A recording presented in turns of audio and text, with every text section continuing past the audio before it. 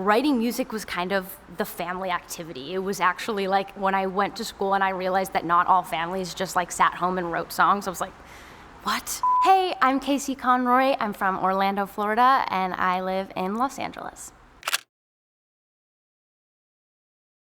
So I actually didn't grow up with country music a lot in my home. And so whenever I was introduced to it or heard it, I was so interested and intrigued because it was sounds I really hadn't heard a lot. But I grew up on a lot of classic songwriters, and my dad is a songwriter.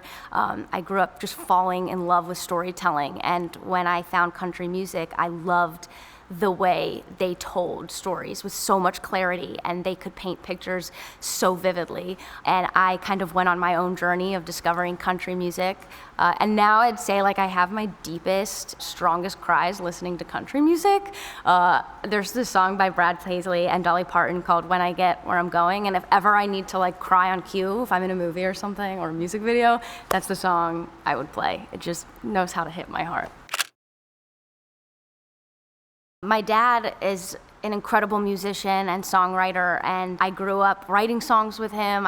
He's from Ireland, so we grew up recording Irish folk songs together. Writing music was kind of the family activity. It was actually like when I went to school and I realized that not all families just like sat home and wrote songs, I was like, what? And every night my dad, he would give me his iPod like to go to sleep. He had my mom's stuff and she was really into like American rock, and he was really into new wave European pop, kind of like bands like Aha and Depeche Mode, but also really classic songwriters like Don McLean and Stevie Nicks and Joni Mitchell.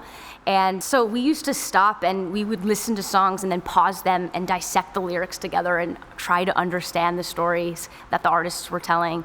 And then I was really into Taylor Swift growing up, and for the first time I got to see somebody tell stories about things that I understood in my life, like going to school and classmates. And so I started to use music to digest the world and try to understand what was happening around me, and then I just kind of never stopped.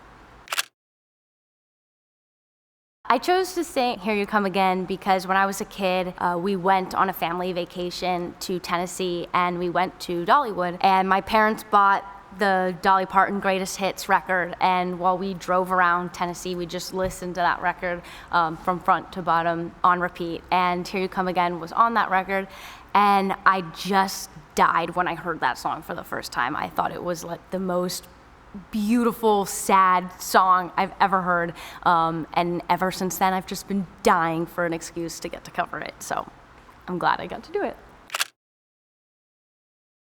My original song, Betty White, is kind of about my fear of untapped potential. I think in some ways I get driven by this fear that I won't accomplish everything I want to and live up to everything I know that I am. And so one night I was thinking about that concept, and I was like, you know who's somebody who came to the world and gave everything they had to give and was truly appreciated for it? And that was Betty White. And it's a concept I've always wanted to write about, and I'm really glad I got to write it through her. So it's a really special song.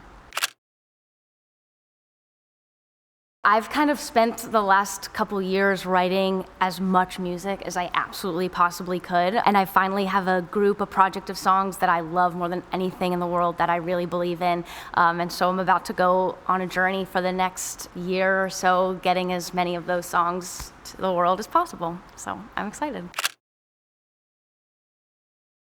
You can find me anywhere at I am Casey Conroy.